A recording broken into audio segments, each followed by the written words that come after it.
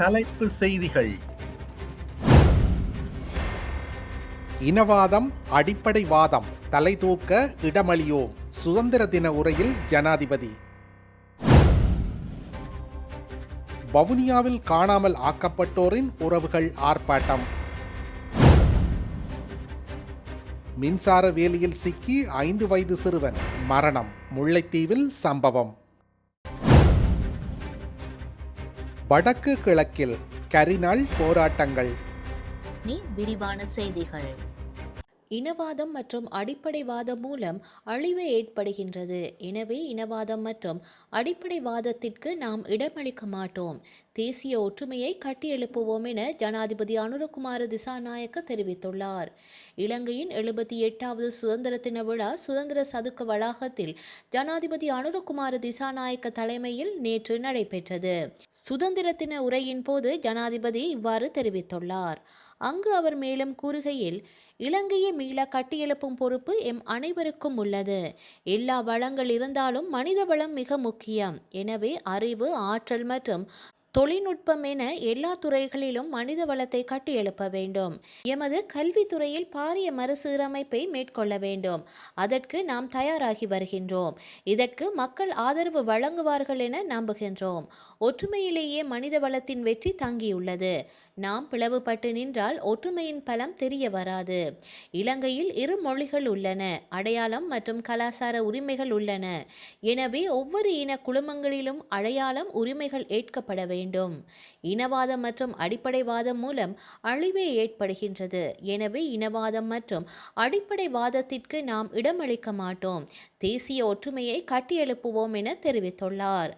மகா சங்கத்தினர் உள்ளிட்ட மத தலைவர்கள், பிரதமர் கலாநிதி ஹரணி அமரசூரிய, சபாநாயகர் ஜகத் விக்ரமரத்ன, எதிர்க்கட்சி தலைவர் சஜித் பிரேமதாச, அமைச்சர்கள் மற்றும் நாடாளுமன்ற உறுப்பினர்கள், பிரதம நீதியரசர் பிரதீப் பத்மன் சூரசேன, ஜனாதிபதி செயலாளர் கலாநிதி நந்திக சனத்குமார் நாயக்க, அமைச்சுக்களின் செயலாளர்கள், அரசு அதிகாரிகள், முப்படை தளபதிகள், வெளிநாட்டு தூதுவர்கள் மற்றும் உயர் ஸ்தானிகர்கள் உள்ளிட்ட அதிதிகள் பலர் இந்த நிகழ்வில் கலந்து கொண்டனர். இலங்கை அரசு சுதந்திர தினமாக கொண்டாடும் இந்த நாளை காணாமல் ஆக்கப்பட்ட தமிழ் குழந்தைகளின் தாய்மார்கள் கரிநாள் என நினைவு கூறுகின்றோம் என தமிழர் தாயக காணாமல் ஆக்கப்பட்டோரின் உறவுகளின் சங்கத்தினர் தெரிவித்துள்ளனர்.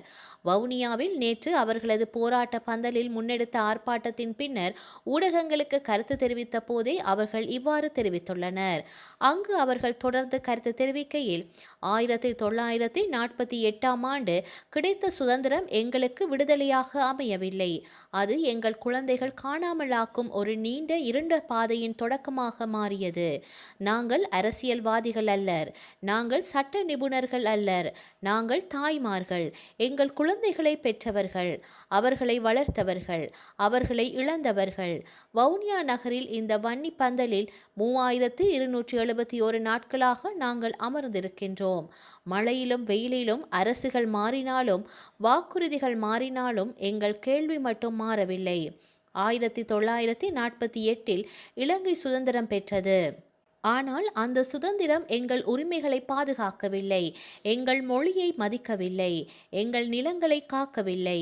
எங்கள் குழந்தைகளை எங்களிடம் திருப்பித் தரவில்லை.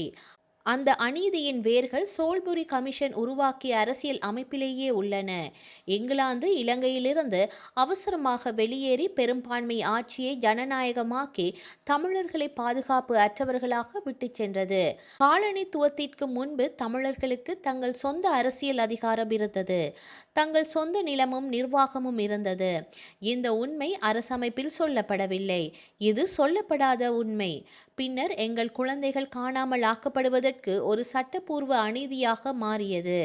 அந்த தவறுகளின் விலையையே இன்று நாங்கள் இந்த பந்தலில் எங்கள் கண்ணீரோடு செலுத்துகின்றோம். எங்கள் கேள்வி எளிமையானது. எங்கள் குழந்தைகள் எங்கே? அவர்கள் எங்கே? யார் பொறுப்பு? எப்போது நீதி? கரிநாள் எங்களுக்கு ஒரு சடங்கு நாள் அல்ல. அது ஒரு நினைவூட்டல். சுதந்திரம் எங்களுக்கு கிடைக்கும் நாள் எங்கள் குழந்தைகளின் உண்மை வெளிவரும் நாளே. இது சுதந்திர தினம் அல்ல. இது எங்கள் குழந்தைகள் காணாமல் ஆக்கப்பட்ட கரிநாள் என தெரிவித்துள்ளனர். இலங்கையின் 78வது சுதந்திர தினமான நேற்றைய தினத்தை தமிழர் தாயக வடக்கு கிழக்கில் கரிநாளாக அறிவித்து போராட்டங்கள் நடைபெற்றன.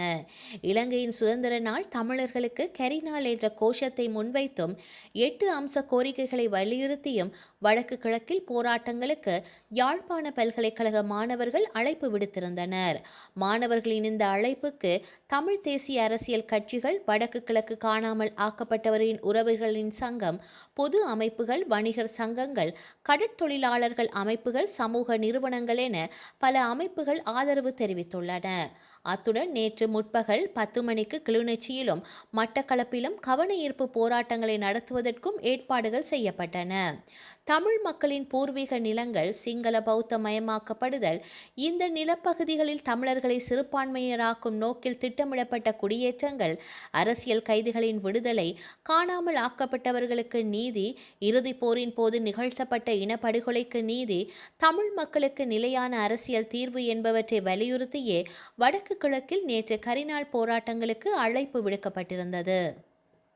சட்டவிரோதமாக அமைக்கப்பட்ட மின்சார வேலியில் சிக்கி 5 வயது சிறுவன் ஒருவர் உயிரிழந்துள்ளார்.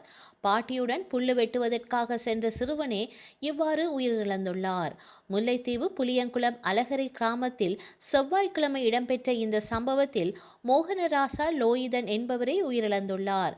சம்பவம் குறித்து மேலும் தெரிய வருவதாவது: சிறுவனும் அவனின் பாட்டியும் புல்லு வெட்டுவதற்காக தோட்டப்பகுதிக்கு சென்றுள்ளனர். அங்கு யானைக்கு சட்டவிரோதமாக வைக்கப்பட்ட மின்சார வேலியில் சிறுவனின் கழுத்து சிக்கியது. அப்போது மின்சாரத்தால் தாக்குண்டு அவர் தூக்கி வீசப்பட்டார். அங்கு நின்றவர்கள் அவரை மீட்டு ஒட்டுச்சுட்டான் பிரதேச வைத்தியசாலைக்கு கொண்டு சென்றபோது வழியிலேயே சிறுவன் உயிரிழந்துள்ளார்.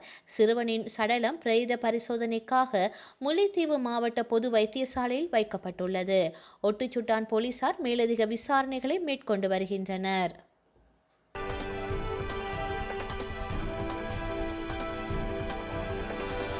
ஈரானில் பெண்கள் இனி மோட்டார் சைக்கிள் ஓட்டுவதற்கான உரிமம் பெறலாம் என்று அந்நாட்டு உள்ளூர் ஊடகங்கள் செய்தி வெளியிட்டுள்ளன.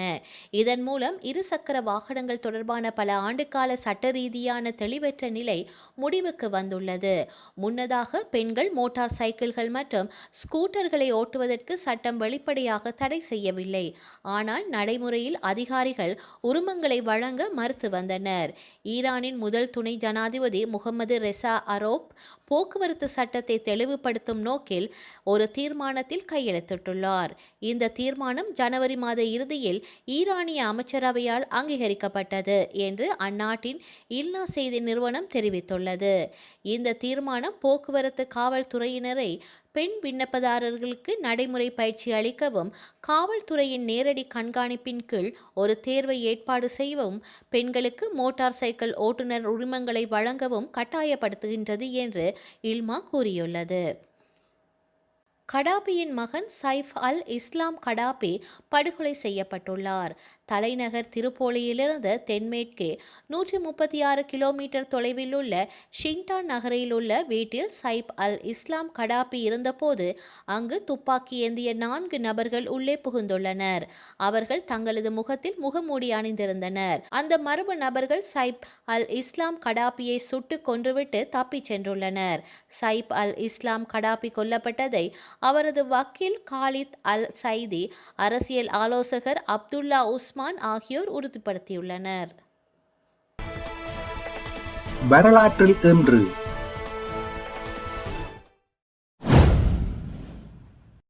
1975 பெருவின் லீமா நகரில் காவல்துறையினர் பணி நிறுத்தத்தில் ஈடுபட்டதை அடுத்து அங்கு கலவரம் மூண்டது.